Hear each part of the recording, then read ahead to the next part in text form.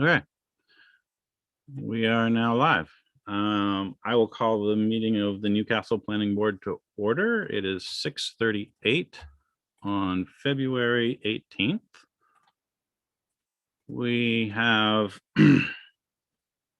minutes for approval. We have the minutes from the January 21st, 2021 Planning Board meeting.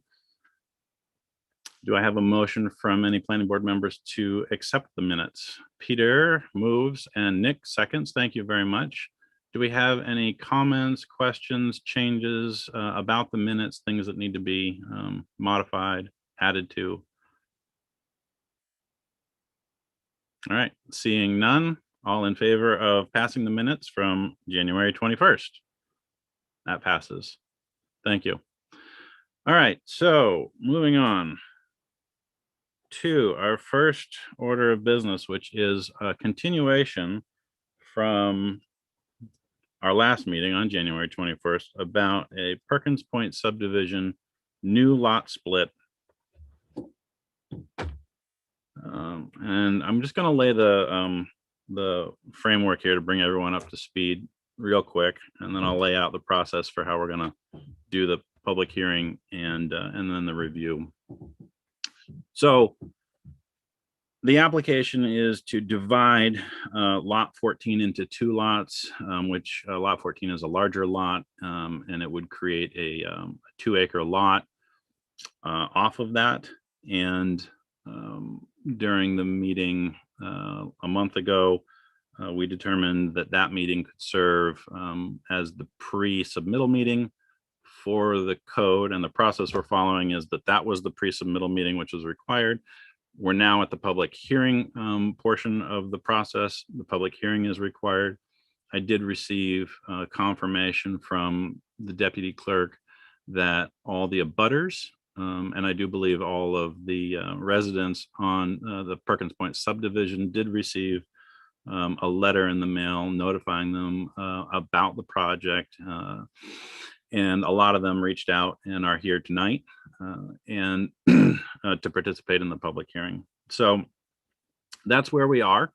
And I'm going to open it up for a public hearing in a minute. I would probably, I guess, Alan, since you're the person who filed the application on behalf of the property owner, who is also here, Derek.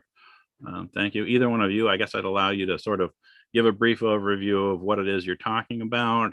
Let's try to limit it to 2 minutes, and then I'll open the public hearing and we can hear comments from the public. So Alan, if you want to go first. Sure. Hi, everybody. Alan Matheson. I prepared the plan. And so it's we're splitting parcel of land from existing lot number 14. It'll be 2 acres in size. So that's the basis of everything here. And if there are any questions, feel free to ask. The one thing I do want to add was just that per our discussion last month, this is a shoreland parcel that would be broken off, correct? The 2 acres will contain the shoreland? Yes, it will. And there's also a deeded easement along one of the boundary lines. Correct. Yes. And can you just talk about that real quick? Yeah. So nothing, well, no use will change for any members of the subdivision. All members of the subdivision will enjoy the same rights and use that they had prior to this. The only change will be in the fee title of the soil under the easement. But that really has no effect on any of the members of the subdivision. Okay. So the other thing I want to just point out here is that what we're reviewing is simply a lot split within a subdivision. There's no application for building permit for a building of anything at this time. And this is the way that it would have to happen, since the Perkins Point subdivision is a pre-approved subdivision. And this is a proposed change to that subdivision that is more than minor. So we would have to look at the subdivision itself and see that splitting the lot off complies with all the regulatory framework of the code and any other covenants that may exist on the subdivision or the land.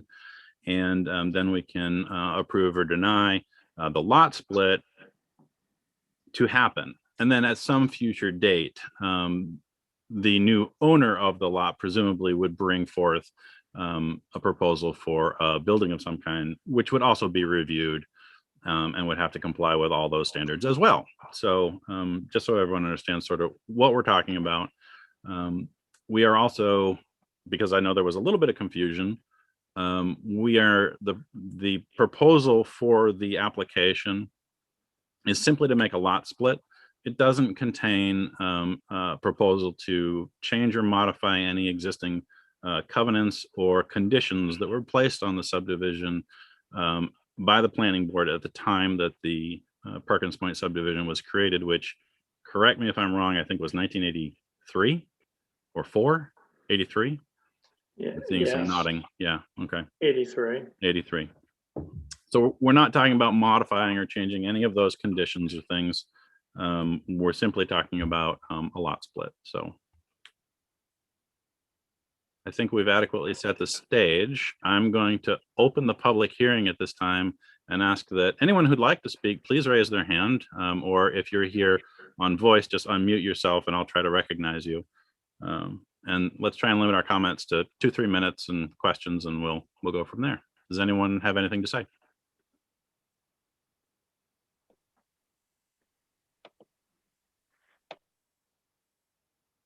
I'm not seeing any hands.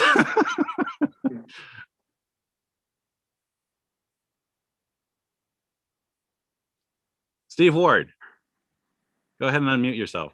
Thank you. Can you hear me? Yes, absolutely. Good. I don't have any substantive problem about where we are right now. I have a very minor concern that easement goes down to the dock. It's an association dock, and what with ticks and so on, it's been important to clear it and mow it and stay ahead of high weeds. If the new owner has fee title to that where the easement goes, does that mean he has a responsibility for maintaining it, or can we work it out so that neighbors can do it from time to time? I'm just raising a sort of minor issue that doesn't go to the heart of any application here. I will, I guess I'll let Alan or Mr. Leck respond to that one. So I think those answers lie in the current covenances that are in place today. And those restrictive covenances will spell out, who has the responsibility to currently maintain that easement. So that if it was the members of the subdivision had that responsibility, that would remain the same. So again, the use and the responsibilities won't change. It's just the the fee ownership changes. And is that the answer? Oh, sorry, Steve. Unmute yourself there. Yeah, actually, the restrictive covenants are silent about who has the responsibility for maintaining and that easement. Okay. Yeah, that may be, further looked into, So I just want to jump in real quick. As I understand it, the sorry, the Perkins Point subdivision has some sort of association agreement or covenants regarding maintenance of the road itself. That's right. But in general, there are no restrictive covenants placed on the entire subdivision by the association. It's just the maintenance of the road itself. That was my reading.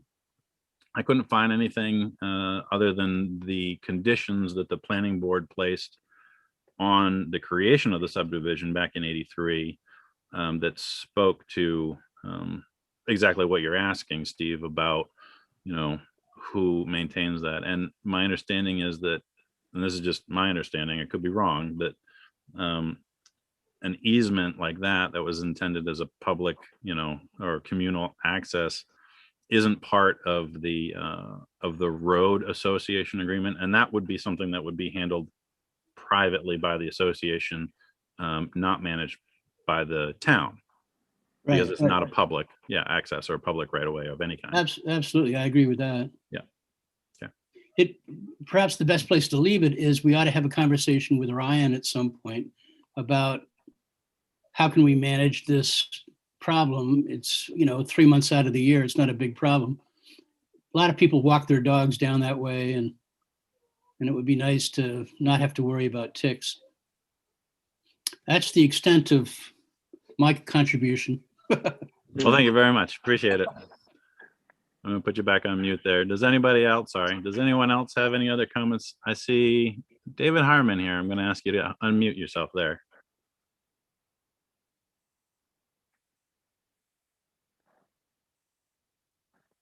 David, unmute. Lower left-hand corner, there should be a little microphone button.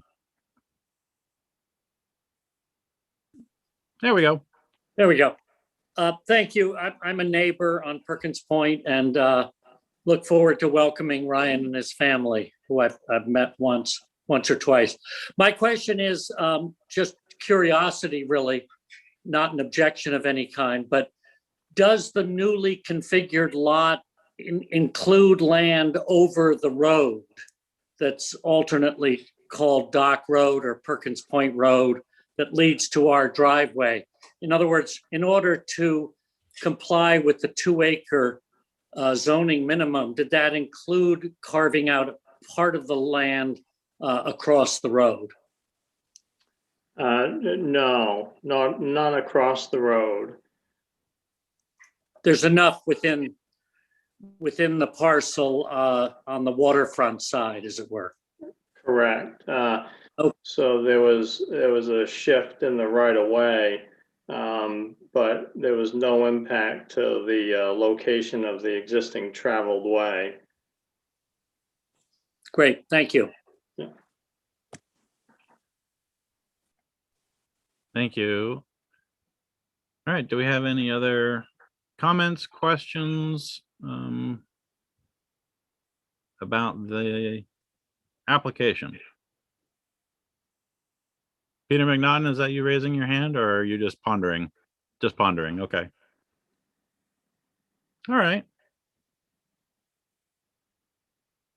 Well, seeing no other comments, questions about the for the public hearing, I'll go ahead and close the public hearing portion of the meeting. And Stanley Harlow, hold on just a second here. Let me ask you to unmute there. There you are. Okay, I was wondering if we could ask the surveyor if he comes 250 feet off the riverside and 50 feet in from, I guess we call it Dock Road now. What does that leave for a strip to build a house in? What does that leave for footage? So if there's a 50-foot setback from the edge of the Dock Road right away. And then it is within the 250 feet. I'm just measuring now.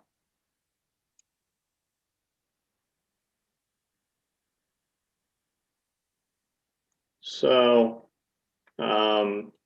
the lot is inside of 250 feet. The entire lot is. So let me just jump in here real quick, sort of to answer your question. Regardless of how much buildable land there is, whatever is built there, what Alan's saying or alluding to is that it would have to be reviewed under shoreland zoning because the entirety of the lot falls within that zone. So shoreland zoning does permit buildings of certain sizes within certain distances of the river or lake or whatever the wetland may be. And it's all in shoreland. So it's sort of a nebulous question until the purchaser, Ryan in this case, proposes a building and where to put it. It's kind of hard to say how big he could do or whatnot, but I'm sure that either he or his architect or whomever would be planning the project would look very closely at those shoreland standards to comply with both the frontage setback on the road and the shoreland setback from the river. Does that answer your question, Stanley? Well, maybe we could have a plot plan developed and give the boundaries at 250 and a 50-foot, and then show the strip down the middle where the building could be permitted to go if those are the setbacks. I mean, Mr. Surveyor was very helpful with his letter and his explanations. I wonder if he could just make a copy of the lot and show that strip just so we could all understand better where the house has to go, and it would just be very informative. Sure. I must say my impression of the surveyor has been quite good, and I would definitely use him next time I need surveying. So how's that for a free commercial? Thank you. Hi. Got a plug. Yeah, thanks. I'll remember the name. And so we have moved forward and just a preliminary footprint of a building for feasibility just for the client Ryan. And so we fit a building.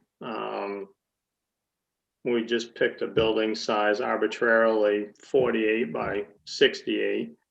And we placed it 50 feet from the edge of the right of way. And then that landed approximately 95 feet from the high water mark. So just to give us, Ryan an idea of, the actual feasibility of what his goal is. So 195 feet is the new 250 feet?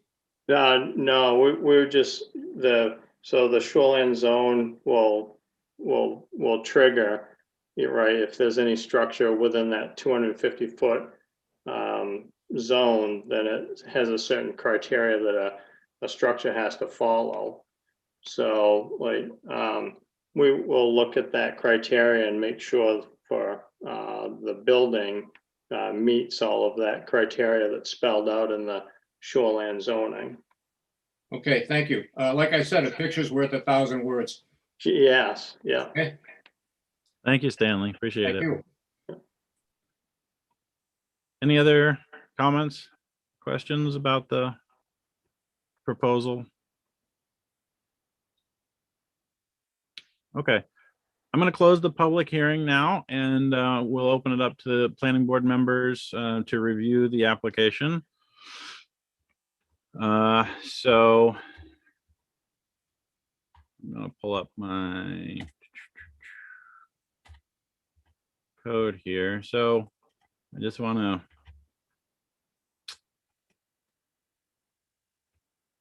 everyone who's looking at the core code for standards, I reviewed the subdivision standards.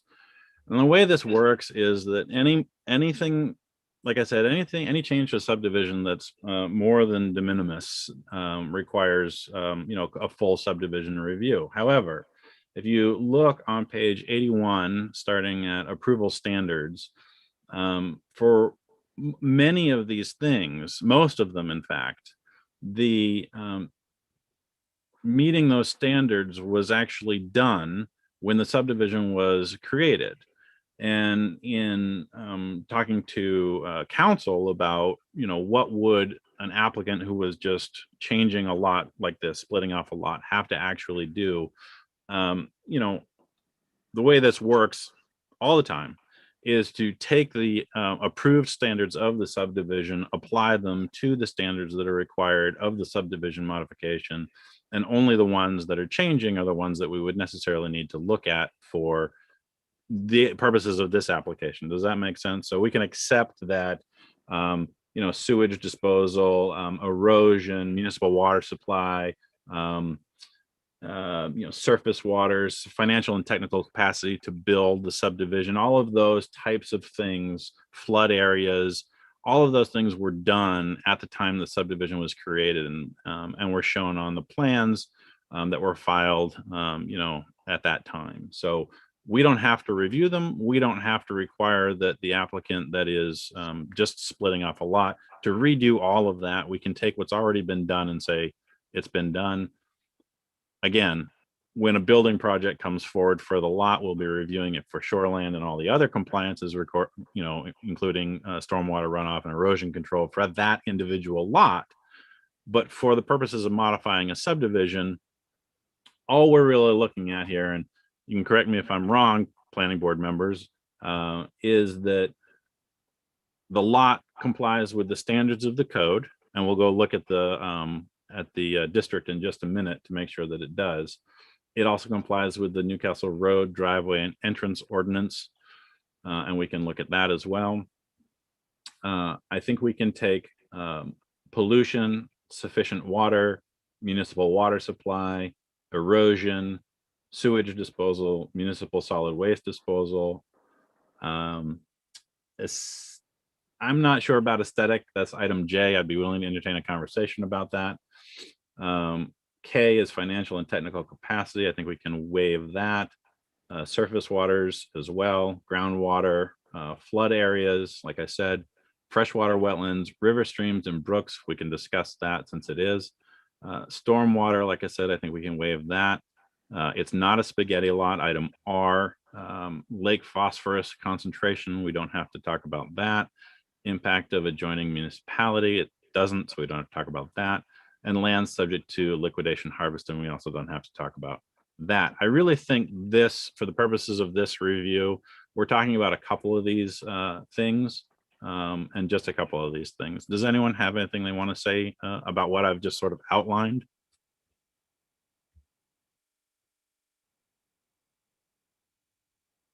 No? Good. Okay. All right, so let's start right at item A, the standards of this code, and we can flip up to the district. It is a rural district, D1. It's on page 12 and 13. The district itself requires a minimum lot size of 1 acre, and I understand that the conditions that were placed on the subdivision at the time of creation by the then planning board actually makes that 2 acres. That's not changing in this proposal, so that's fine. The setbacks were also something that were set in those conditions at that time, even though the new setbacks are less. A setback is something that would be discussed at the time that a building application came forward, so it's not within the purview of splitting off a lot, so we don't have to talk about that. So we're not talking about placing primary or accessory buildings. We don't have to talk about lot coverage because we're not building any buildings. Therefore, we don't have to talk about building standards. We're really only talking about district standards and subdivision. And if you'll turn your attention to item 3 under district standards, it does talk a little bit about subdivision lots created after the date of the adoption of this code. But these don't actually apply in this case. One of them has to do with a subdivision lot that has frontages on both a subdivision road and a non-subdivision road. And that's not the case here either. So we don't have to worry about those things. We're not talking about a use. And so in general, there's nothing in the district page that would prohibit this lot split from occurring, in my opinion. And I think what we can do is we can discuss each of these items, and I know that if our attorney was here, he'd say we should vote on each one of these individually. I would prefer that we discuss them and vote all together at the end. If anyone has any objections or comments, or they want to dissent, do it at that time. We'll just have one vote. that work for all planning board members? Okay. All right, so moving on from D1, we're back on page, sorry, subdivision, we're back on page 81. The Newcastle Road driveway and entrance ordinance. I can, shoot, I don't have that pulled up. Well, hold on just a second.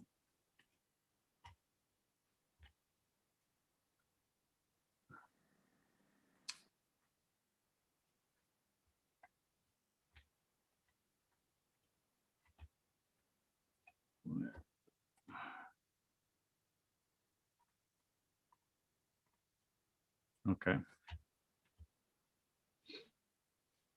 All right, so in the roads and driveways ordinance, and I apologize if you're trying to raise your hand and I'm looking on the other screen. Give me a minute. I'm trying to do both at the same time.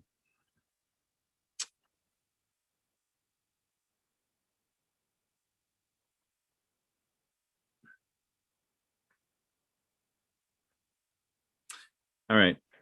This is an established road, and we're actually not talking about changes to the road at all, as I understand it, Alan. Is that correct? That's correct, yes. So we're not talking about widening it. We're not talking about lengthening it. We're not talking about changing the right of ways other than the right of way that's included in the parcel itself, which itself is not a road. It's just an easement. Correct. Okay. Yep. So again, that's one of those things where when the subdivision road was approved, it had standards for the creation of the subdivision road itself at the time. And those standards may or may not have changed, but since we're not talking about modifications to the roadway itself, I actually don't think we need to dive too deep into this at all, because none of it actually really applies unless we were talking about modifying the road. So unless anyone has any objection, I would consider that one a moot point. Good. Moving on.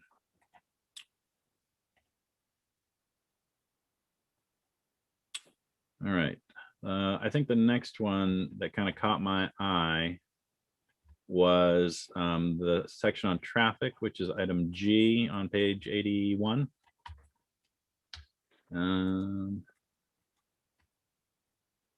So the proposed subdivision will not create unreasonable highway or public road congestion or unsafe conditions with respect to the use of the highways or public roads existing or proposed. If the proposed subdivision requires driveways or entrances onto a state or state aid highway, the Department of Transportation has provided documentation, so on and so forth. The only reason this is important is because you're talking about increasing the amount of traffic slightly on both the subdivision road and the state aid road. Are there any concerns the planning board sees about that in particular, since Perkins Point roadway is managed privately by the association? I don't see any. Nick, you want to say something? Yep, go ahead. Unmute yourself. It's no different from if he was building a house, on a separate parcel from the subdivision. I mean, it doesn't look like it's gonna, and there's people apparently that live in the subdivision. If they had an objection, they would have said it during the public hearing. So I think it's a moot point that there's just, so. I only bring it up because, that's something for the association. I don't believe it's something that, weighs in on this lot split application. So I agree with you. I agree. Okay, so the next one that caught my eye was aesthetic, cultural, and natural values, item J. The proposed subdivision will not have an undue adverse effect on the scenic or natural beauty of the area, aesthetics, historic sites, significant wildlife habitats identified by the Department of Inland Fisheries and Wildlife or the municipality, or rare and irreplaceable natural areas or any public rights for physical or visual access to the shoreline. And again, this is one of those where the public access to the shoreline is part of the Perkins Point subdivision, and it's not managed by the town.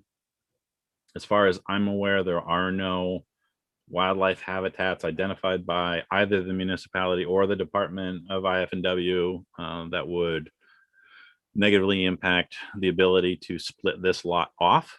Is anyone aware of any of those? Moving on.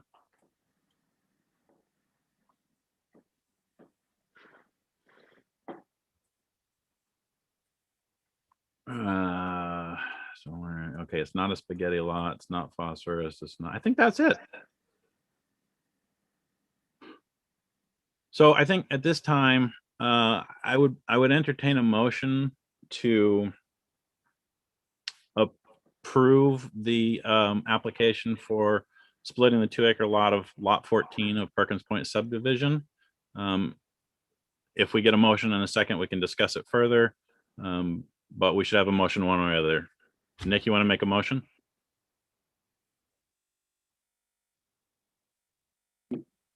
I make a motion that we approve the subdivision as applied for. All right. Well, Motion, do we have a second? Kevin, I'm going to give you the second. All right, so is there any further discussion about the proposed lot split at this time? Seeing none, all in favor of granting the approval? That passes 4-0. Okay, next steps, real quick. I just want to outline what needs to happen. Because this is a change to a subdivision, we will need the applicant to provide the planning board with 3 Mylars. And then once the planning board signs those Mylars, which have the updated lots plot plan on it, the applicant is responsible for recording it at the Registry of Deeds. Once the town has received notice that that's been recorded at the Registry of Deeds, transactions can move forward. Zoning permit applications for building new buildings can be submitted, but that's the order that needs to follow moving forward. So once the applicant provides those Mylars at the town office, the deputy clerk will send out a notice to planning board members who will need to stop in and sign those. Once that's done, the applicant can file it with the Registry of Deeds and everything will be done. Are there any further questions about this application or the process we're in? Okay. Thank you everyone for joining us. You're welcome to stay. We're going to move on with our agenda. We've got 2 more applications tonight. If you don't want to stay and listen, then we'll say goodnight and thank you very much. Thank you. Thanks. Have a good one. Yeah, good night, guys. Good night. All right. So next on the list, we have Bell Atlantic Mobile Systems LLC proposing, I'm going to grab it real quick. Hold on.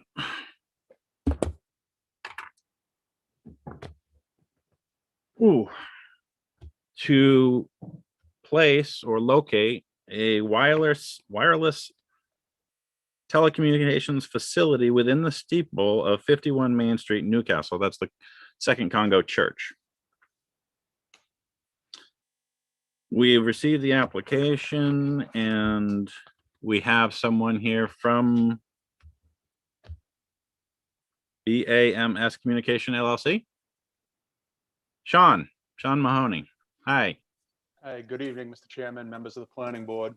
My name is Sean Mahoney. I am a real estate consultant at SAI Communications, representing Bell Atlantic Mobile Systems, LLC, DBA Verizon Wireless. Submitted for your approval is consideration is a request for approval of a site plan review and a special exception permit to construct the wireless facility within the belfry of the Second Congregational Church. The church is a 97-foot tall structure on a lot that's just under an acre. The antennas will be in the belfry openings at a 68-foot center line and will be screened from view with a mesh fiberglass material that allows the radio signals to pass through. The existing metal rebar that screening that currently exists in the belfry openings will be removed because they would negatively affect the radio transmission signal. The antennas will be connected to the radio equipment via hybrid cables that run within the steeple, down into the attic of the building, and into an existing utility room on the first floor of the church. The only other piece of equipment that would be visible on the outside of the church will be an air conditioning condenser, which is on the easterly corner of the church building. We believe that we've designed a facility that will cause the least impact to the structure, and any improvements we make to it, installing the antennas and any of the equipment, will be completely reversible. They don't increase the height of the structure, nor do they cause an increase of the footprint of the structure or protrude out from the structure. I believe we meet the goal of the planning board to have a facility on an existing structure rather than constructing a freestanding tower somewhere else in town. We've given you a set of photo simulations, taken from nearby viewpoints to show what the steeple will look like with the antennas and screening. We don't believe that it changes the appearance very much on the church. We've also submitted a radio frequency report that shows how the facility will improve coverage in the valley that's created by the Damariscotta River. It'll allow the users in the general area to have improved signal from a proximate facility rather than towers several miles away. We've been able to accomplish that with a 68-foot center line, whereas the average height of the 10 nearest towers to this facility is 171 feet. So I think we've got a good pinpoint solution for this area. We believe that we have the best facility possible for the area, and we hope that the board will approve our application as submitted. I'd be happy to answer any questions you may have. If you have any specific questions regarding the coverage maps or the MPE data, Keith Valente, who is a radio frequency expert, will be able to testify to any questions you may have specifically about that. I'd be happy to answer any questions. Thank you very much, Sean. I appreciate it. And I want to say you've done a wonderful job preparing this. This is a wonderful application. A couple of things I want to mention right off the bat, real quick. As you are aware, January 1st, our codes changed. We adopted a new code. We had an old code that required a design review board, which you would have had to get a permit for this as well. Since the adoption of the new code January 1st, that is no longer necessary. We no longer have a design review board. But I want to talk about the process real quick before we get into any questions about the review itself. And I just want to turn your attention real quick to a couple of things in the tower ordinance that we have, and then back in the code as well. And then we'll open the conversation up real quick. So we have in Newcastle an independent tower ordinance that manages exactly this type of thing. You've obviously read it and looked through it. It's great. It's wonderful. We are talking about, under our tower ordinance, a camouflaged roof mounted cellular wireless communication facility device, I guess. I'm not sure exactly what the apparatus, I guess, that we're talking about here. And then, so all of that is covered. However, process wise, here's where we are. On page, oh geez, I don't have page numbers on this one. Page 3, under item 03.1B, a personal wireless service facility involving construction of one or more ground or building roof or side mounts shall require, and this is what I was talking about, a site plan permit from the Newcastle Planning Board, a special exception permit from the Newcastle Planning Board if applicable, and a design review board and building permit from the code enforcement officer. So we're here to talk about the application itself. This is great. If we look at our code that we adopted on January 1st, and we look on page,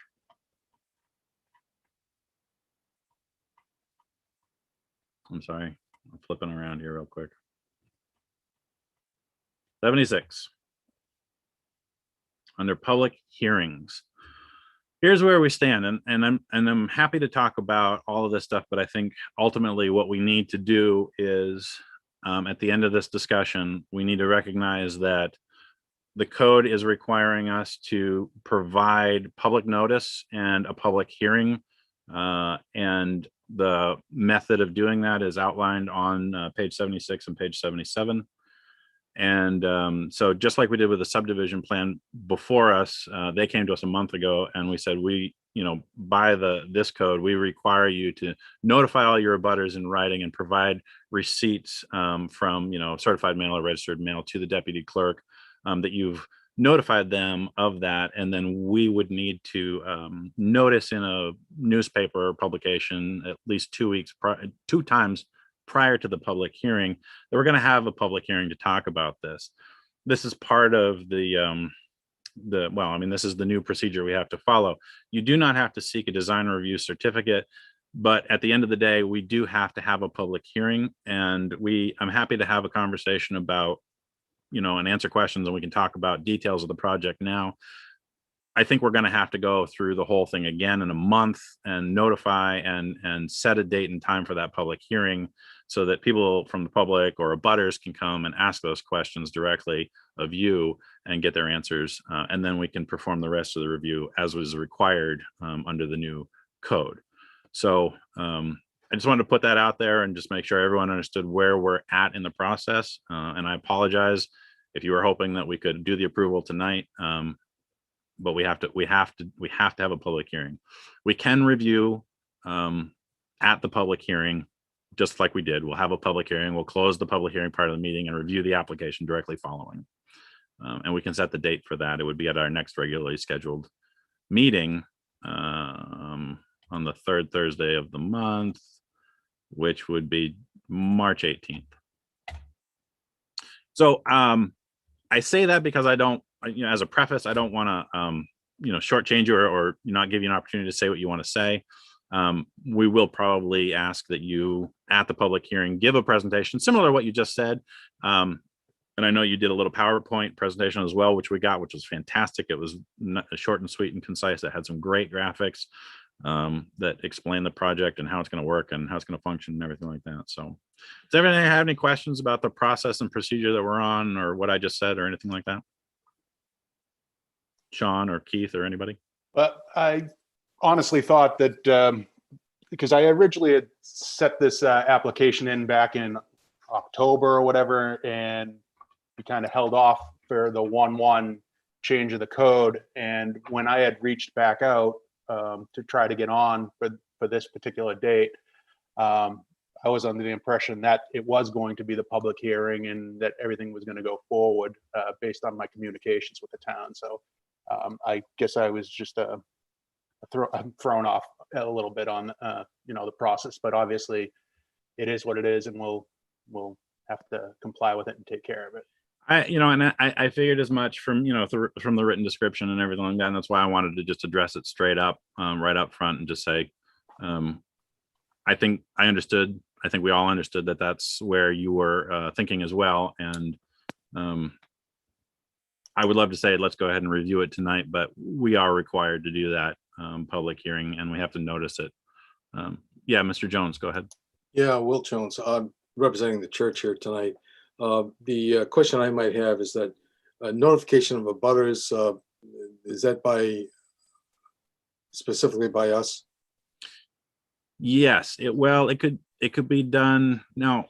As I understand it, the application permit is being filed. I guess it's technically jointly. You're the landowner, but the use is under the tower ordinance. So that's a tricky one.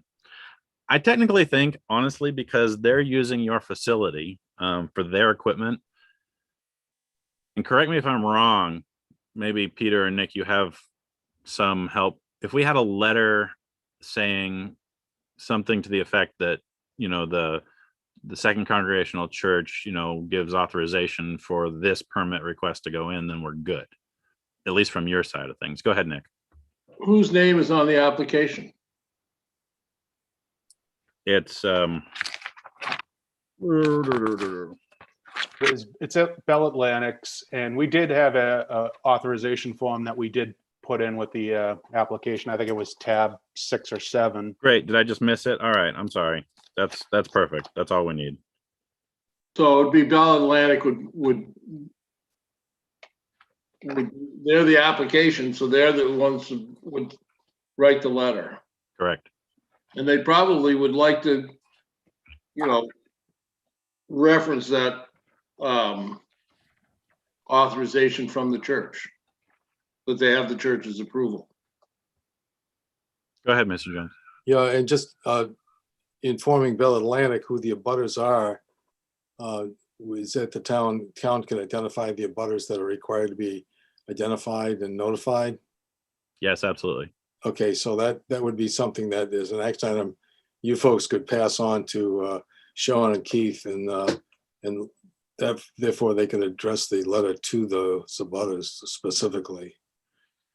Yeah, exactly. So if you call the town office and speak to the deputy clerk or the code enforcement officer, either of them would be able to direct you in how to, get that information and who to address the letter to. I would caution and just say, oftentimes people don't realize that properties across the street are also direct abutters.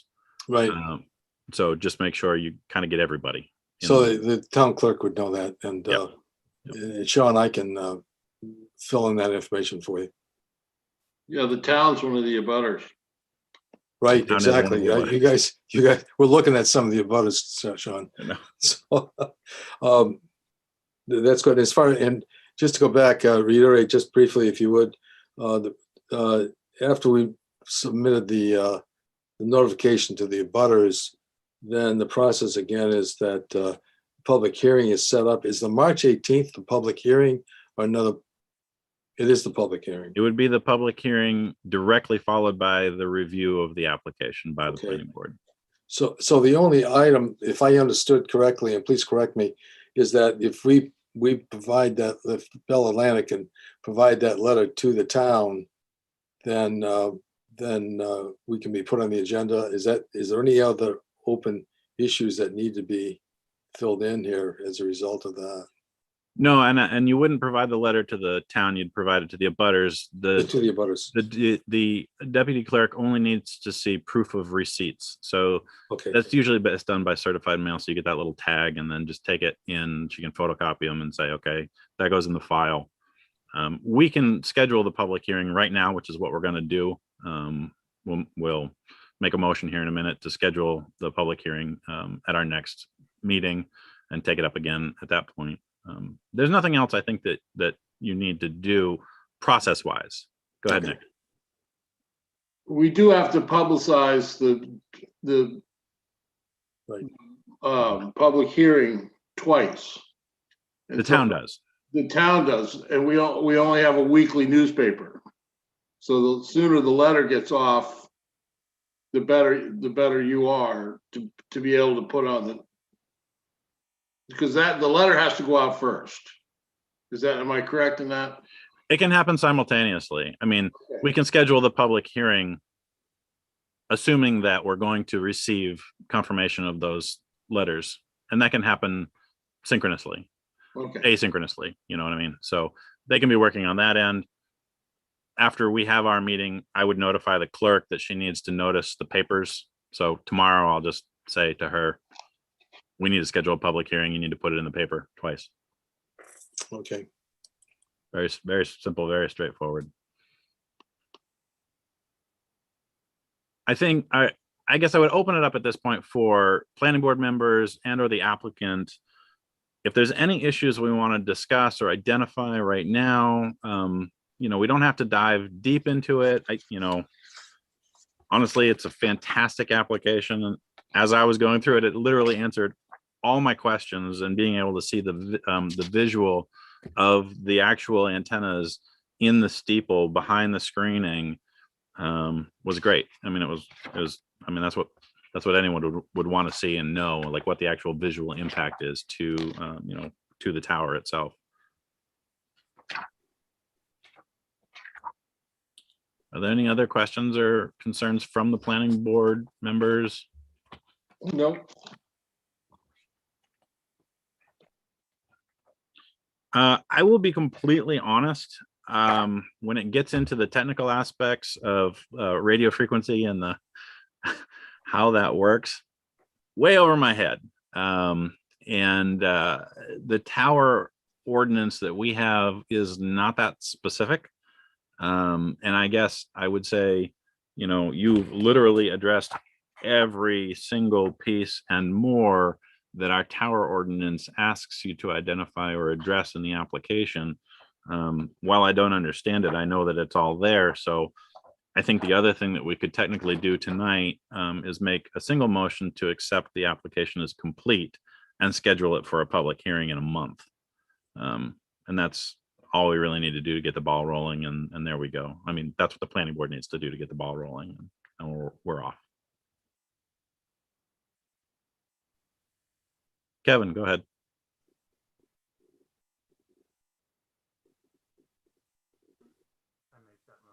Oh, can't hear you. Can you turn up your volume on your mic?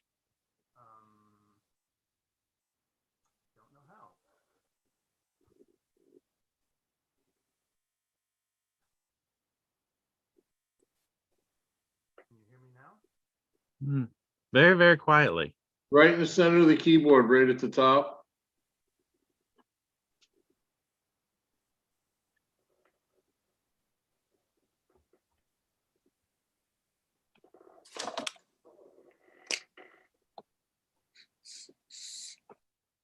I hear something.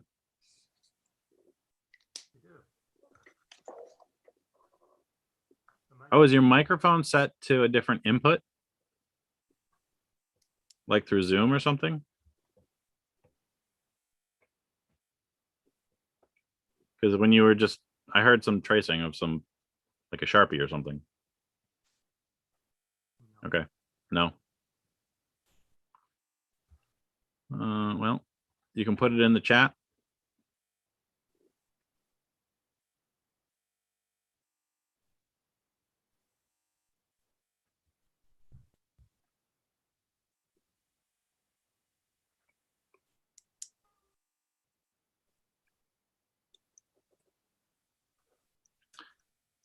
One thing I wasn't quite clear on, just to be sure we're all on the same page, in the tower ordinance, in case there's a question, it's called a special exception permit.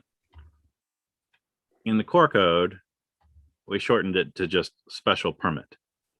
They are in fact the exact same thing.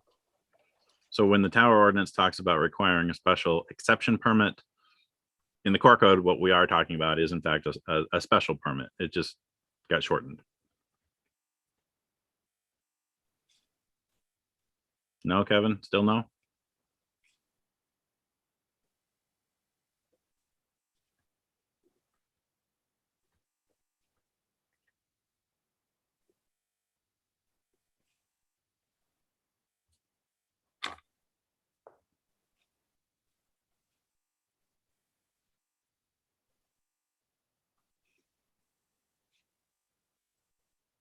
Chat seems to be disabled. Thank you.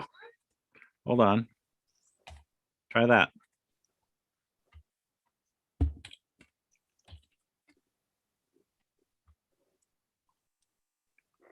All right, there we go.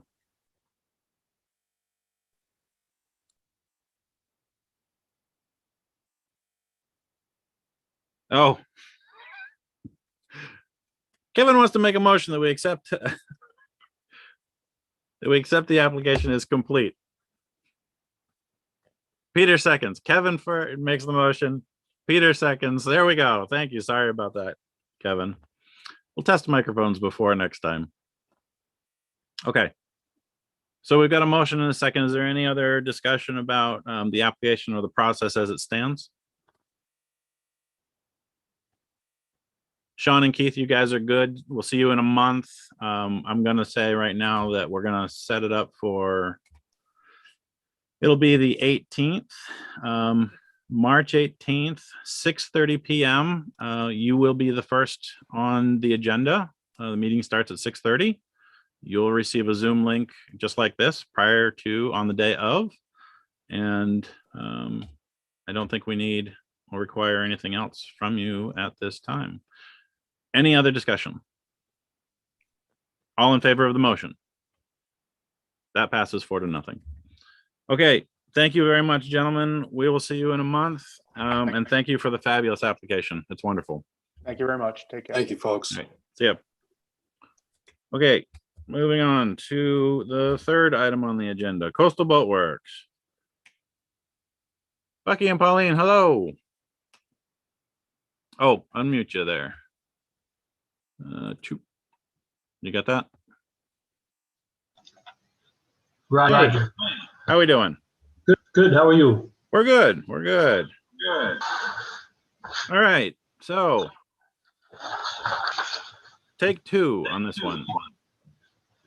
All right. So this is an application, a resubmittal of an application for an expansion to include 2 new buildings and an addition on an existing building in SD Rural Highway by Coastal Boat Works. Let me grab it. All right. Don't call him, text him. Do we need to wait for someone else to join the meeting, Bucky? I'm just trying to get George, but we should be all set. If Pauline texts him. Okay. Go ahead. All right. So the application you submitted, dated February 1st, 2021, describes the project.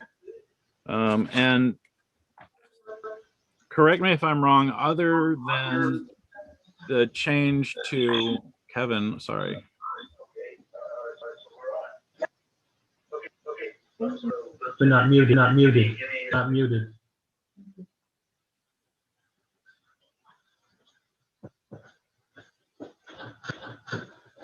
All right. We good? Okay.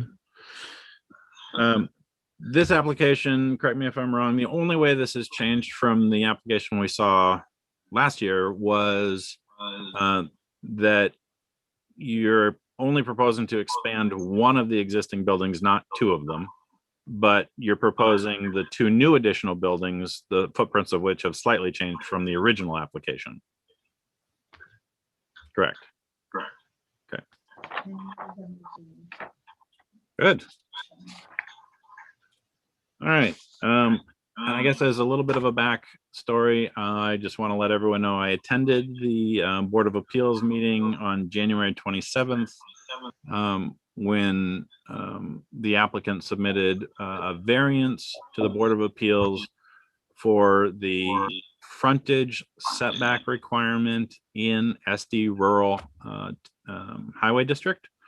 And the Board of Appeals granted that variance request and set the new setback for the application at 50 feet from the edge of the right-of-way. Correct? Correct. Okay. So those are the conditions under which we're operating. I'm gonna move over here to this and get this. Hold up, give me a second here.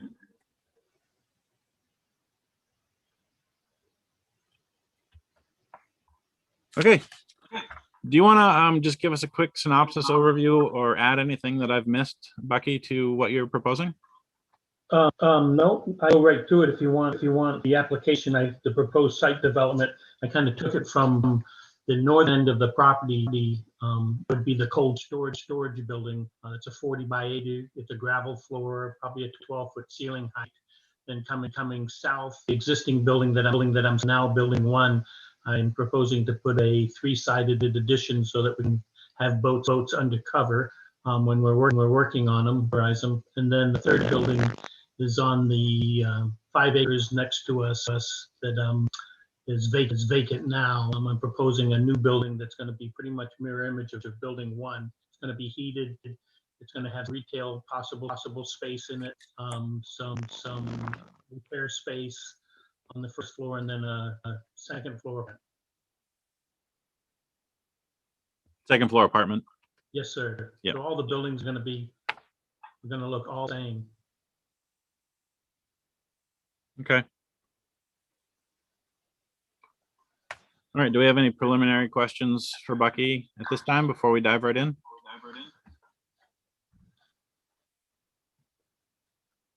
I see George is coming in, so I'm just gonna give him a second to join up.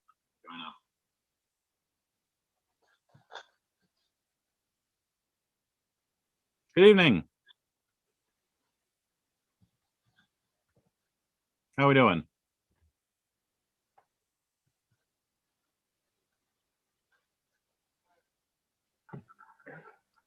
Hello, everyone. Good evening.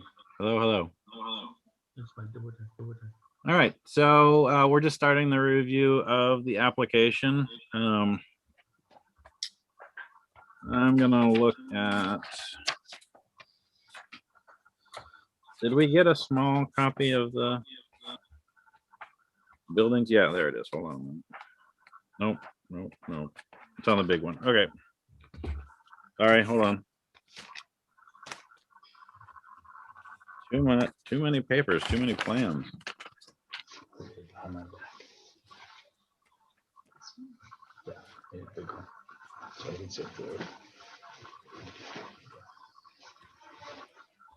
Okay. So let's take them in order. We'll do the most complicated one last. So I propose that we start the review with building number 5, which is the building in the, I guess, the northeastmost part of the lot, right? It's the 40 by 80 building that's going to be cold storage, correct? Yes, sir. It's gonna be identical to the two to the right of it. Right, Except for ceiling height. correct. Okay. It's well outside of the 250-foot setback from Route 1. It's well outside of it, yes. Yeah, and I've talked to that specific abutter about bringing it and stuff, and we didn't see any problem with that building. But a problem came up with an existing building 4. So I planted some plantings on that, and I think it shows on that plan, just to kind of screen that, mostly during the summertime. Got it. I see it now. Okay, so let's go. Everyone is looking at the code. Let's flip over to page 3031, which is the SD Rural Highway Special District. Everything meets the requirements. We've got a primary front setback, which has been varied to 50 feet. This building is outside of it anyway. It doesn't hit the rear setback, which is 15, or it doesn't hit the side setback, which is also 15. It's outside the frontage zone, and the building type at the bottom of page 30 that we're talking about would be a single unit commercial building, because the only use you're proposing for that building is cold storage. Correct. So under this, you're allowed a building 120 feet wide by however deep you can build, with a maximum square footage of 60,000 square feet. This proposal falls far short of that. 3 stories with a first floor of 12 feet. Upper floors, you're only doing a single story. So, and the use would be marina dry storage on page 31 under commercial goods, and that is permitted with just a standard use permit. So nothing special happening there. Everything is allowed and permitted for that building. I actually don't see anything other than the fact that you do have the the windows and the doors here, which say 2080, but I think with the doors you're going to have and the windows at the top, if it looks just like the other ones, you're good to go. You're not allowed a flat roof. No, it's going to be a gable, just like the other building. Just like the other buildings. Correct. All right. That building, I think, is good to go. Does anyone have anything else they want to say about that? Peter? No, you're good? Okay. All right, let's go on to the expansion of building number 1. Yes, sir. Which is a 24 by 40, which is a 3-sided building, but it's an expansion of a building. And that building actually does fall within the 250 feet. Now, interestingly, there's a couple ways that we can look at this. The first way to look at this is under nonconformity, which is on page 90.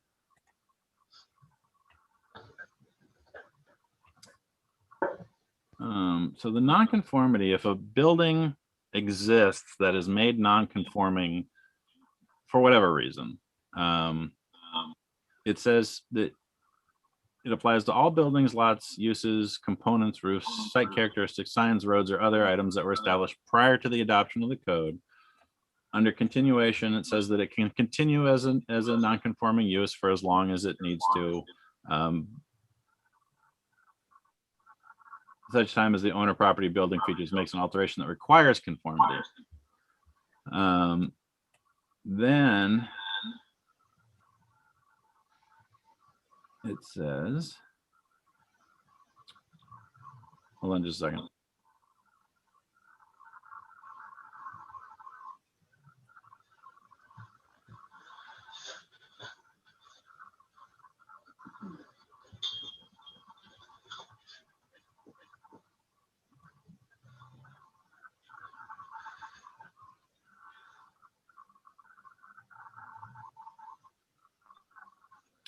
Okay, hold on. It's not where I thought it was. Just a second. I gotta look for it. All right.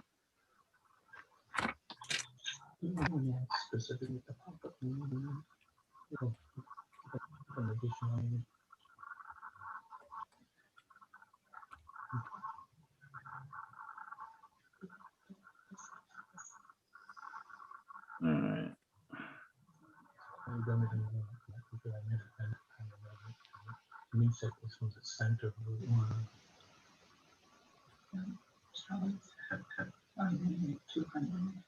Mhm.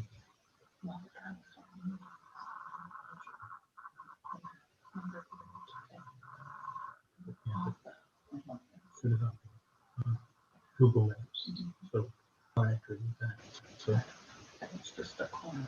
I should have taken a measure just to be sure. That's probably right. That's probably right. He's probably right anyway. But it goes on an angle. That's interesting, Steve, because it's the back to the car. And it's on the back on the angle. No, it's a present. Okay, I'm sorry. I sent you to the wrong place. It's on page 51. Non-conforming building. So this applies to all buildings, accessory buildings, and additional structures that existed prior to the adoption of the code and that do not meet the standards of this code. So that building being, you know, the 250 cuts like right through it, I think, as Kevin showed us on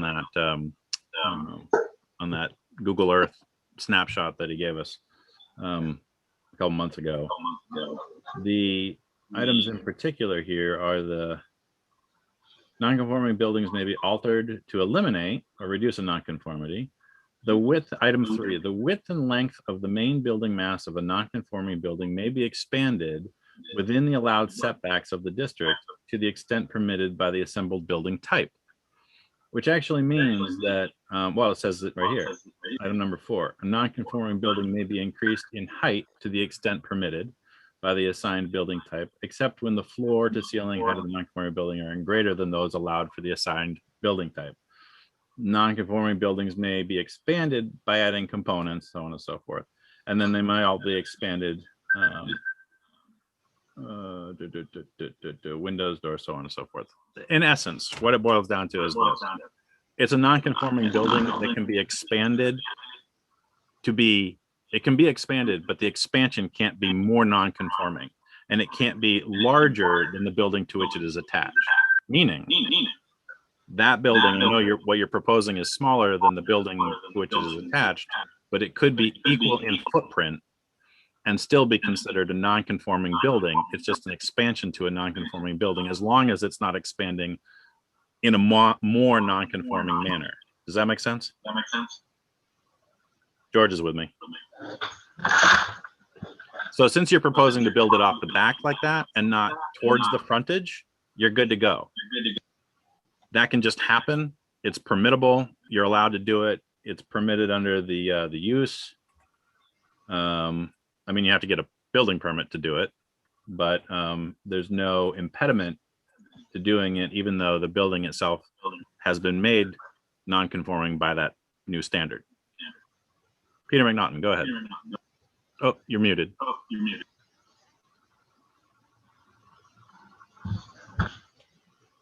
This building falls under the 60,000 maximum square foot limit, is that correct? Each building has its own That's what I separate. mean. That's what I mean. We're not increasing the size of this building to beyond that 60,000 square feet. It doesn't appear to be. I don't believe so. Okay, that's paragraph 5 talks about that. Okay, great. If that's the case, then it should not be an issue. Yeah, I agree. I agree.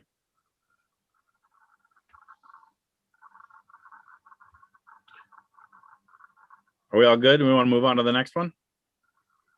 All right, so this is the more complicated one because it's got 4 listed uses. We're still talking about, no, we're actually talking about a mixed use building. So at this point, that new proposed building number 5, I lost track. 6. The one that has the variance on it. Yeah. That's technically a mixed use building. It can be 150 feet wide max with whatever depth you want, up to 80,000 square feet, 4 feet tall, 4 stories tall, so on and so forth. You are proposing an office, a showroom, a workshop, and a second floor apartment. Correct. So each of those uses are allowed with the condition. I just want to go look at it. The definition for retail and service heavy, which is, I believe, where you fall. That's going to be on page. It's at the top of page 72.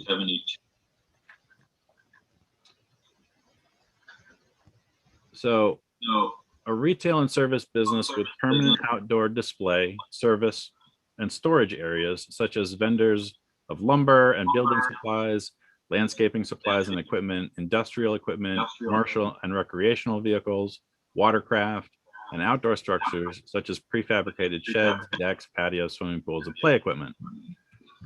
And then it applies a standard of a 50-foot deep level 2 natural screen or a 6 to 8 foot tall fence along side and rear lot lines that abut residential uses, which this doesn't, although it does in the back, but you're going to put trees back there and that'd meet that criteria. Okay, so that use is allowed. Showroom, that's the retail space. That's what we're talking about.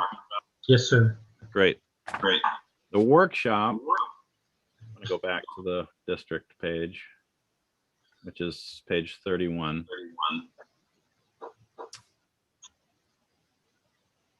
Falls under, I believe, marina dry storage, because that's what you do. If we go look at that use.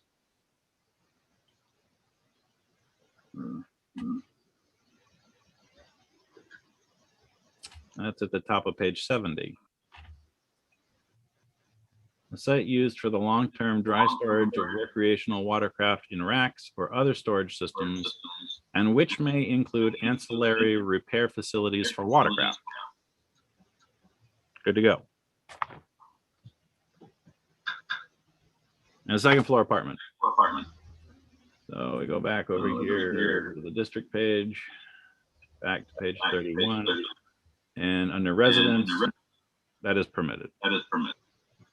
So all your uses are permittable without condition. The building type for that building, it falls within the parameters for the district of a mixed use building type. We've varied the primary front setback. The only thing that we are needing to discuss, I think at this point, is the standard under lots and building standards on the district page about the screening, which you've addressed on the map here.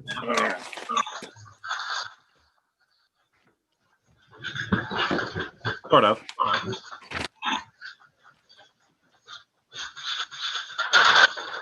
All right, so what it says for the standard is, it's actually item 1B.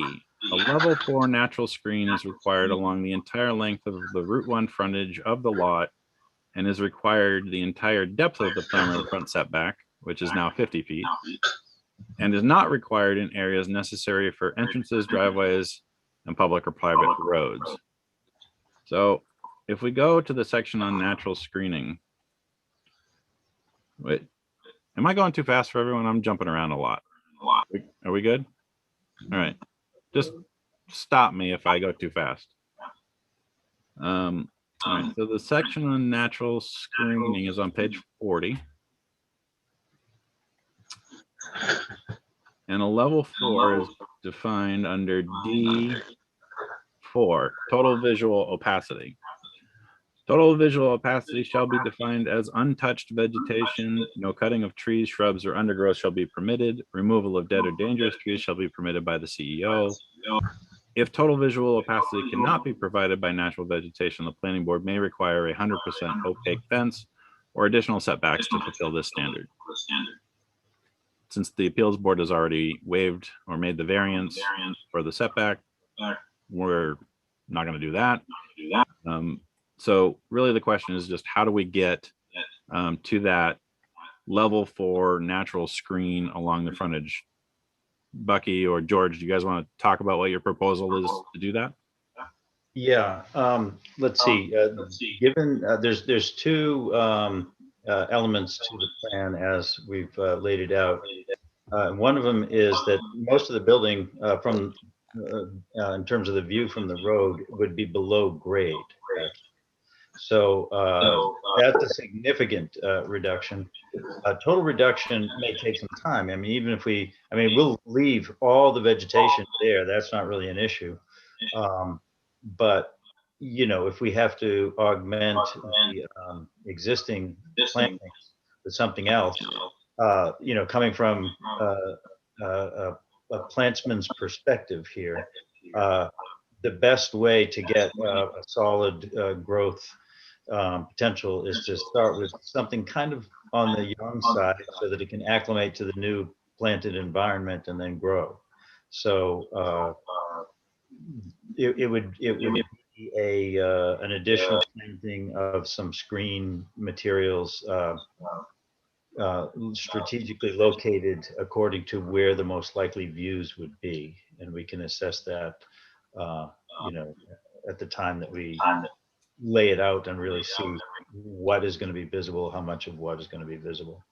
Also, the type of shingling used on the roof itself could be, you know, the selection of color. There are certain colors that are more reflective and would be visible. Other ones less so. Texture makes a difference. Color makes a difference. There are various. So I mean, to see only the roof would be roughly equivalent to if you put a fence up, you would see a fence. You know, I mean, that's something you're seeing from the roadway. We want to. I assume that the intent of the changes to the ordinance have to do with trying as much as possible to maintain the rural bucolic character of the highway, that section of highway. So within that, we would just do what we needed to mitigate in every way reasonably possible to not see the building. So great, thank you. The two things I want to quickly just say about that. The rating score under natural screening item E and the table on the preceding page, or the, I guess top of page 41. Those standards are actually drawn pretty much directly from shoreland standards, and the way that shoreland describes not natural screening, but basically, you know, foliage along the shoreline, because in shoreland we're concerned about erosion control and things like that. So the state said, came up with these ways of rating how much vegetation there is in any given area of land. An area of land in this case contained by any non-overlapping 25 by 50 foot rectangular section of land. If you count up the amount of trees following the screening formula on the in the chart at the top of the next page, and then you add them up, you get to a certain point level, and that's how the state came up with these standards for acceptable amounts of vegetation on the shoreline, and these are taken directly from that. And I think that one of the things you mentioned early, George, was obviously you can't plant mature trees. How do you plant a mature tree? You can't make it They up have to with be a big tree. understories. Yeah, they have to be understory planting. So I think the intent, and it says it right here, is the purpose is to provide a set of standards for visual, light, and noise barriers between uses, buildings, and activities on adjacent lots or on lots adjacent to public ways. And the intent I read, and we can discuss this, under level 4 total visual opacity, as opposed to the other levels, partial screening, full screening, no screening, is that no cutting of trees, shrubs, or undergrowth shall be permitted. To me, that means you got to let it grow. You got to let it grow up. If you don't have it, you can't meet it. We could, I think, reasonably ask you to do something, but I don't think we can reasonably ask you to plant mature trees to meet this standard. To me, that doesn't sound like a reasonable thing. However, once it's established and whatever we come up with, the standard is very clear. No cutting of shrubs or trees. Those things add to that total visual opacity. And very quickly, you get that scrub, that undergrowth, that sort of stuff comes up quite quickly. And so, as you said, with the building being sunken, we have part of the landscape itself aiding the visual barrier of the building. We add some scrubs, we let it grow. I think we can get there and meet the intent of the natural screening. And obviously, at some point in the future, although maybe not right now, you will be able to go and measure any 25 by 50 foot rectangular area there and meet the rating score that's required. However, if you had a field, for example, and you were required to meet this standard, I think the reasonable thing that, or the discretion that the planning board, or we as the planning board, have to say here is like, look, if you make an effort to plant something that will produce screening over time, that's the intent. That's meeting the intent. If you have a field and you plant some, good cedar trees that are going to come in and make a nice cedar row of trees, everyone does that and everyone's familiar with that, and that looks right. So that would meet it, although it wouldn't meet it right now today. It will meet it, and I believe the intent would be if you as the applicant can show us that you're going to do that, we could accept that.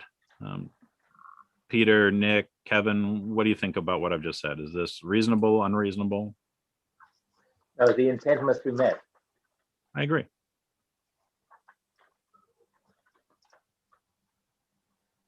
So what I didn't see was specifically how you were going to do it. And I hear what you're saying, that, site conditions are such that it might not be until we get the building up that we understand exactly the degree to which we need to do this. On the other hand, I believe that in order to meet the intent, we as the planning board, in order to do our job, we need to have something in the application that says, this is what you are proposing to do to meet it, either in language or in standard or something like that, that we can then reference later to say, okay, you met it or you didn't meet it. If we just say, you're gonna meet it after you build it, we have no way to go back and say you did it or you didn't do it. Or in this case, the CEO wouldn't have any way to enforce that permit. So I think what should probably be included, and go ahead, Nick, I'll let you say something. Go ahead. So the screening that we're talking about is really this last building. Am I correct in that? Correct. Because there was in applications back a ways, Bucky was concerned about the screening that we wanted back then, and he's, you know, was sort of, you know, the visibility of the boat, you know, I'm on Route 1, I want the visibility, that's why I bought property on Route 1. And there was, we went back and forth over screening and cutting, and there was some cutting. But now you're well established. Now there's a lot of visibility. And it seems to me that it's reasonable for the planning board, as Ben is asking, to say with this one building that we do come up with a good screening plan. So that, and to me, I don't think that that's it's unreasonable for us to expect that, you know, maybe some trees will get planted, not just scrub brush, but that we could, you know, even if you just went and bought 30 or 40 young apple trees or whatever, you know, but to actually have some screening, some trees planted. I understand that no, I don't know what's under there. It may be all ledge, and maybe trees are unreasonable. What's that? But so that's my 2 cents. I think that I'd like to speak to the process, if I may. When you have a woodland situation like that, you have quite a bit of roots and whatnot, you know, growing through the duff and the forest floor. In order to determine exactly where plants would be planted, you need to pay attention to the ones that are already there and what they need to make sure they survive, actually. Yeah, certainly if there's enough open space to plant trees, I think that what Ben was saying a few minutes ago about arborvitae, but arborvitae are cedars, but we want to use native cedars. We want to use the ones that can, you know, withstand an understory planting condition. They have fibrous root systems so that we can find pockets here and there to plant them in the right places. Also, in the interest of efficiency for the whole thing really would be looking at what's there, how the building sets up, where the hollow pockets are that we can plant various things, places that we can't plant an arborvitae cedar. We can plant, you know, other, you know, understory type plants, for instance. Amelanchier is a nice one. Witch hazel. And there's, you know, I could just keep going on. And all of those are considered understory trees. And, you know, I think that the plan would be to, you know, do what we needed to make sure that we do that. And I think that given what you seem to be asking for here, that we should provide a letter addendum describing this process and with the intent that, you know, we'll meet that criteria. So I think we need, I just want to go ahead, Nick. I think we need more than an intent. You know, an intent means we plant trees, they die. Well, you know, we intended for them to grow. There has to be a. You already mentioned the DEP, and what they require is if a tree dies that you've planted, you have to replace it. Yeah, I just think it's more of an intent that we will have a successful screening. So, yeah. Well, intent, what I meant by intent was we intend to do this, which means we're going to do this. Yeah. I mean, other than that, are you saying that maybe write a check or something? No. Maybe I can propose an easy solution here, because the purpose of actually trying to quantify or what natural screening is and those different levels that I mentioned earlier was to have a set standard way of actually determining what meets the standard, what doesn't meet the standard. So I think having, you know, this natural screening language doesn't talk about what types of plants, shrubs, trees. It doesn't mention species. It doesn't talk about native vegetation versus invasive. It doesn't mention any of that. Its sole concern is visual impact. And that's why it's coming out from a perspective of you can add up the numbers to get to a condition where this is met. And so I think, you know, a compromise, what Nick is talking about, and George, what you're talking about, there's a marriage here in the middle where if we had a plan that shows within that 50-foot buffer between, you know, the Route 1 and the setback of the building, that the standard of the rating score will eventually be met. We don't need to know what the trees are. We don't need to know, you know, you can provide a narrative, just like you said, that we'll use native vegetation, we'll use these types of things that we know will work. If that's written up and included, and you don't have to be so specific and like, and then if it fails, we're going to say, well, you know, you planted this type of cedar and not this type of cedar, you know, we're not going to do that. But I think that if there was something that showed, here's a grid, here's the impediments, you know, you've got some ledge there. You can't plant a whole lot on ledge. Maybe you can plant it in front of it. But we have to, I think, have something as an addendum to the application that shows that you're reasonably trying to meet that standard. And just a visual graph showing each 25 by 50 foot, you know, rectangle along that frontage. Here's how we're going to add up those numbers to get to that. And then a short narrative that says, we'll use these types of things to get there. That's all we need, I think. Okay, the way I've done this in the past, Ben, thank you. That was very clear. I appreciate that.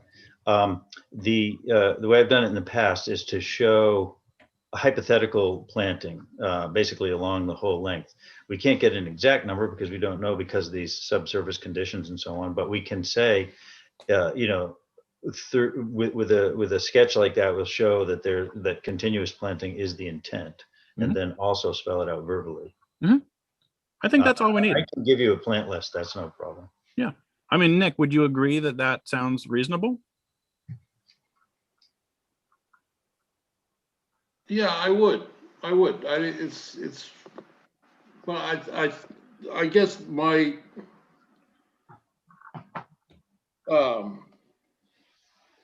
too often in the past, we've had, you know, we've asked people to do things and they haven't happened. And I think it's in my,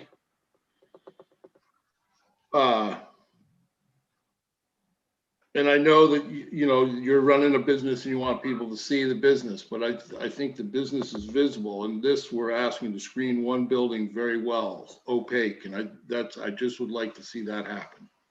That's my concern. That seems. I understand. You know, I'm a builder. Landscapers move in after the building's built. I know how that all works. Sure. You know, so I'm not. You know, I know plants die. I know how that works. Sure.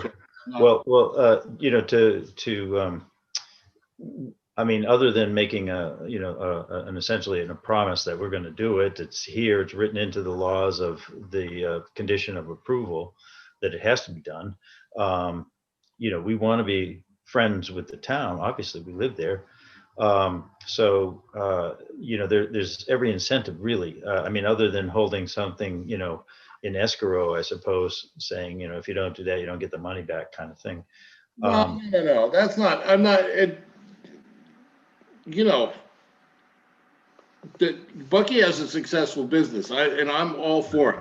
So I'm not, I just think that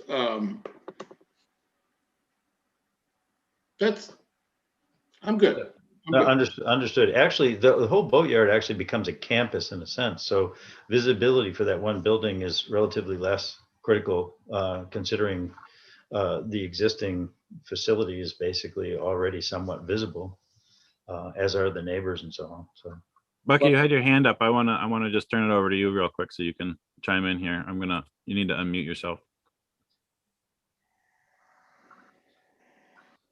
15 years ago, when we got original approval, at the very last minute, that concern came up at that meeting, and we hand run the vellum of that approval, exactly what I could do in front of the existing buildings or the proposed buildings. Ken Vine found that plan once when my project came up. Planning board invited me to a meeting and wanted me to screen the buildings completely, etc. And they referred to that. Ken referred to that. Said, listen, he agreed to take all hubs out, not cut all the about 12 feet high, so that he could have some visibility. But the point was that I wasn't going to clear the front of the buildings. I wanted to clear cut, believe me. But I understood exactly, and I compromised. It even detailed that the signs, and now I have a fire entrance, etc.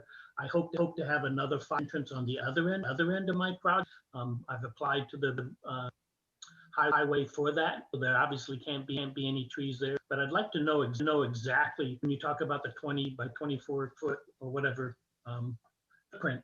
How far on each end of this building?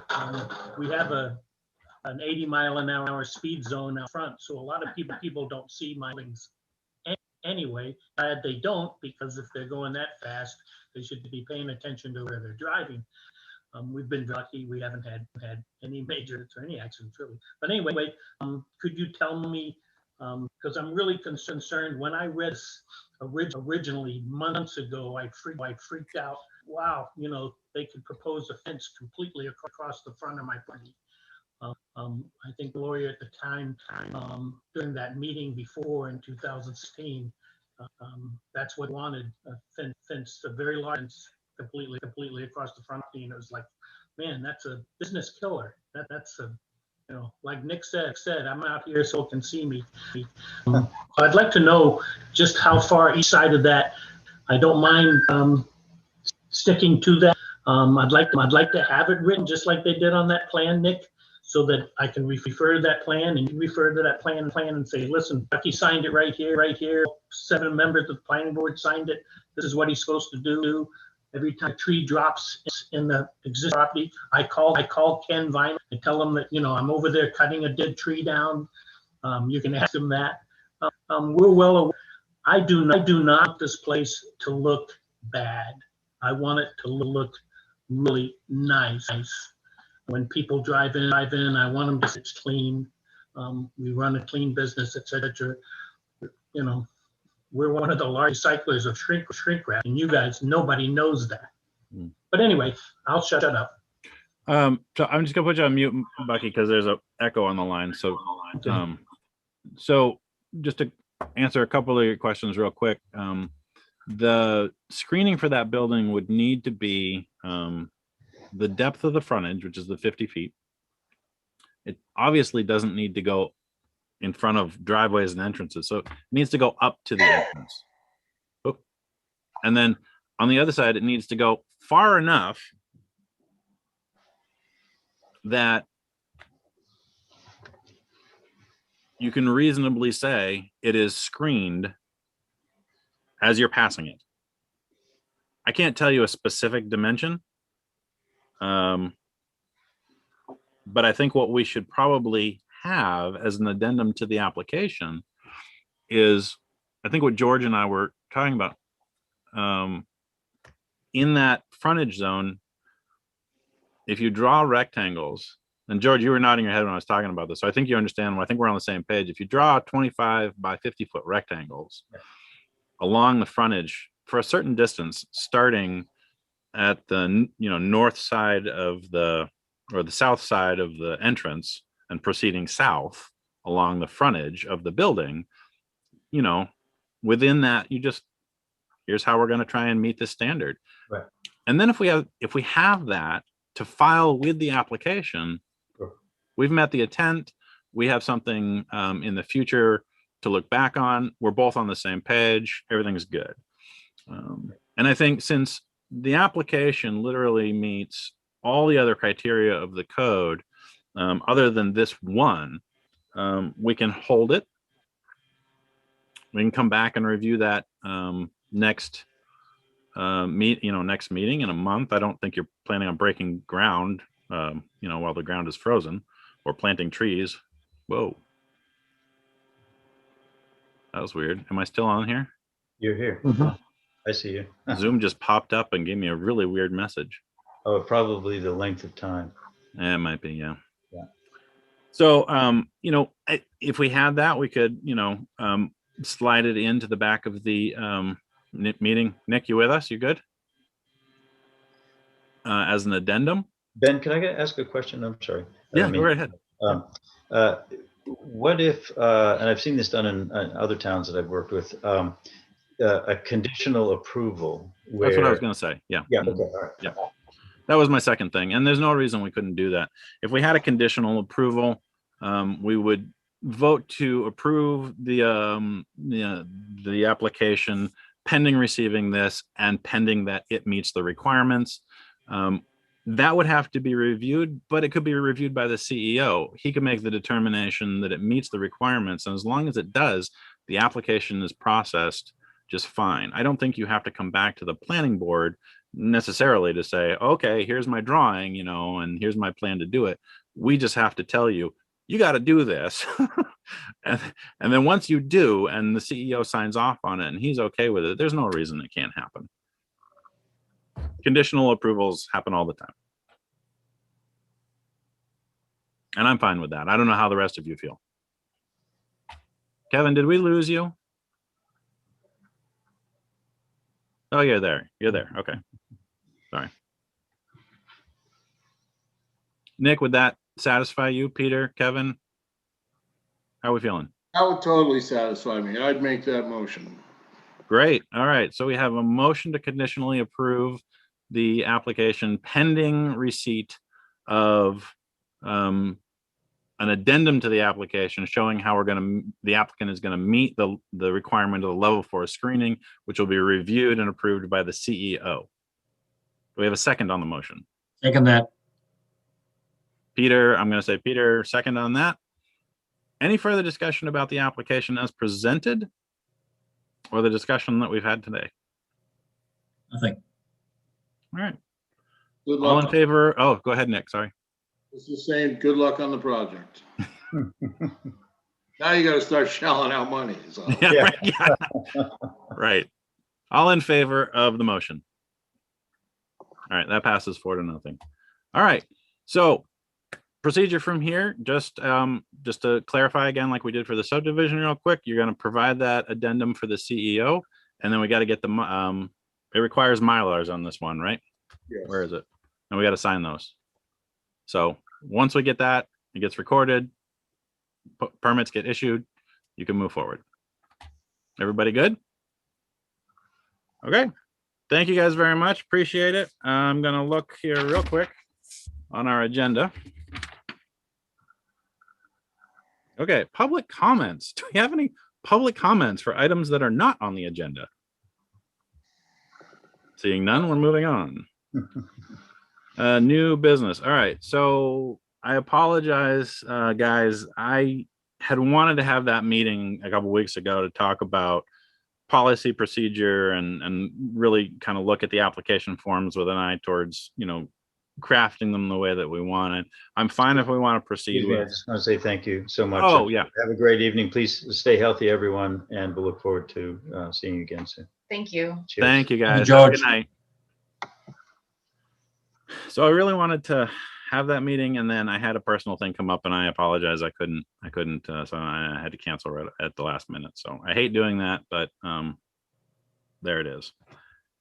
The long and the short of it is there are some procedures that were left out of the code intentionally for the planning board to develop, as these are things that we want to have happen, but we don't want to put it in the code because once it's in the code, it's harder to change. And I'm talking about things like policies for applications. In the old code, in the old ordinance, there were a lot of things that were spelled out. It was like, okay, if you're doing this type of project, we want a topo map with, this amount of detail and this and this and this and this. And it said it in the ordinance. And if you ever wanted to change that, you got to go to the town to get everybody to vote on changing those policy things that were hard coded into the code. So that's just a little example of things where I think what we as the planning board should do is look at the types of applications that we have in the administrative section of the new code and think about applications we've had in the past and the procedures that we followed under the old ordinance and things that we've asked applicants to provide to the planning board to go with the application, like, topo maps and, other details of a plan, elevations and, landscaping details and things like that. I'm not proposing we talk about it right now. That's kind of the discussion that I want to have at some point. It's been a full night. If we can review the administrative section, if everyone, wants to fall asleep reading, a page at a time, and we don't have a whole lot on our agenda in a month, maybe we can grab half an hour to have a little bit of a conversation about that and see if anybody has any ideas. I've got an outline going, so that's where that stands. That sound good? Is it feasible to tackle it piecemeal, meeting by meeting, or is that just going to take too long? No, we can do that. Absolutely. There's no time limit. No, but we don't want to be into this a year and a half away, still trying to figure out how to do it. Well, actually so I think as we review applications, issues will come up where we'll say, we got to tweak this. We need to change this process, or we need to think about this in a certain way.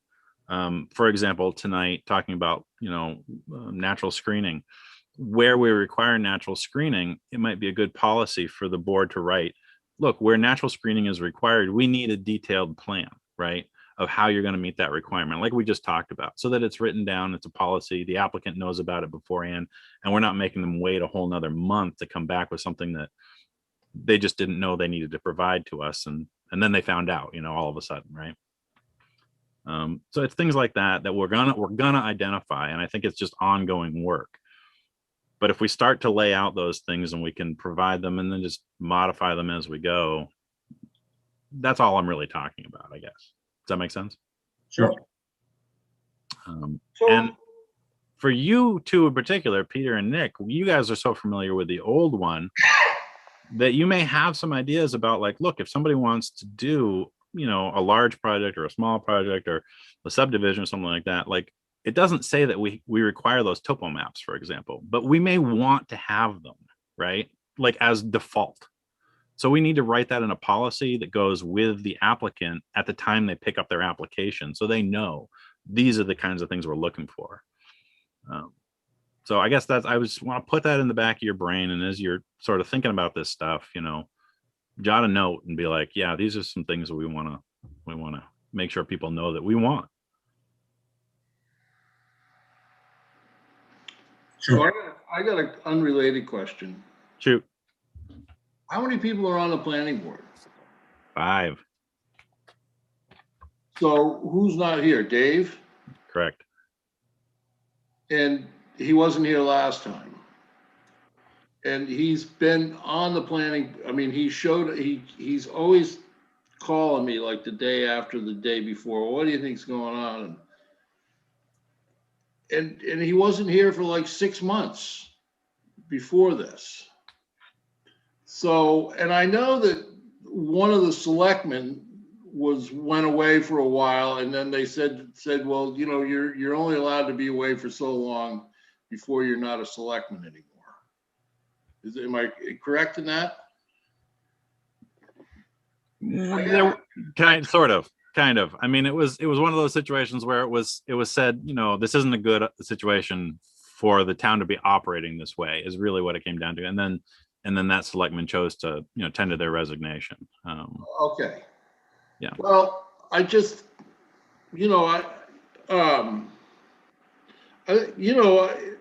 on the board. I've been on the board of other things, and I'm on the board of a museum right now. And when we have a meeting, we all show up. Mm-hmm. And it just seems to me, if you're going to continually elect not to be here for the meeting, this is where the meat of the whole program is. So I'm saying it out loud. That's all I'm doing. No, and that's it's good to recognize, obviously. I think, always saying our charge is to have a full board and have a full board present at every meeting. Nothing wrong with ever saying that. We as planning board members don't have the authority to choose our own membership. It's appointed by the selectmen. No, So- Okay. Yeah. I'm just saying it out loud. It just Yeah. seems to me that if it's. Yeah. If there's only 4 people showing up to the meetings, effectively, we only have 4 people on the planning board. That's correct. So Okay. we need more members. I mean, we need more members, and we need more people who are willing to put in a couple hours a month, to review applications and learn about how this stuff is done. Which brings up my other question, is that I got yesterday evening, I got an email from Shelley that there was a packet available for me. So I don't know, I work out, right now I'm working in Lincolnville, so I don't get home till 5:30 most days after the town office is closed.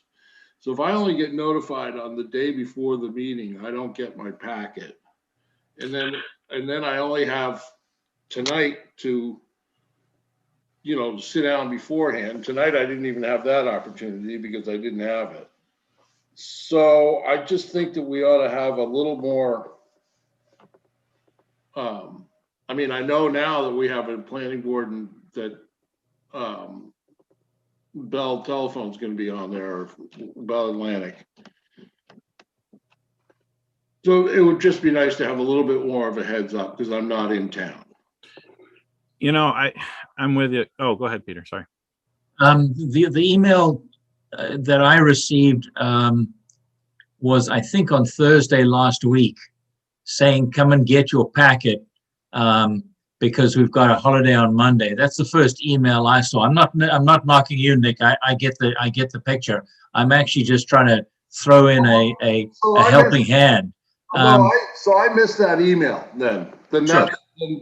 And again, I don't want to throw shade on anybody. I just want this thing to work for us. Sure. What I was suggesting is that I'm really bad at remembering to pick these damn things up myself. If I have the responsibility to pick yours up and keep it at the Drum and Drum office or something like that, I don't mind doing that. I get that you have very long, full days. I have very open days. And if an email comes out, I don't mind you calling me and saying, hey, get my stuff for me. Leave it at the Drum and Drum office. I can either be here to meet you or drop it off somewhere for you. I don't mind doing that. Okay, well, no, Bonnie can go down to the town office. My girlfriend can go down to the town office and get it. She's done it the last couple times. And I missed that email last week is what. Well, this is a great point, honestly. I mean, the town has a drop box for residents to drop stuff off at the town office, through the slot, like your taxes or whatever the case may be. But it sounds like we maybe need an after hours pickup as well, because the truth is, a lot of us are working until 5. The office isn't open by the time we're available or we're back in town to get it. So, I mean, Shelley's going to listen to this. Obviously, she'll hear it. I'll mention it to John as well. See if there's something we can do to create. No, I that. wasn't picking on you. I just want to get that out. No, it's great. I think we need it. I mean, because how can you review it if you don't have it? That's right. Yeah. So, yeah. And I'm willing to do the same thing as Peter. I'm happy to pick them up and hold on to them until we can meet after hours or something like that. Okay.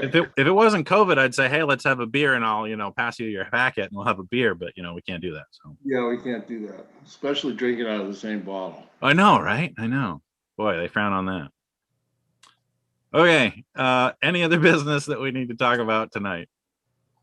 We good? All right. Without objection, I'm going to call the meeting adjourned. All right. Adios. Have a good night, everybody. Thank you, everybody.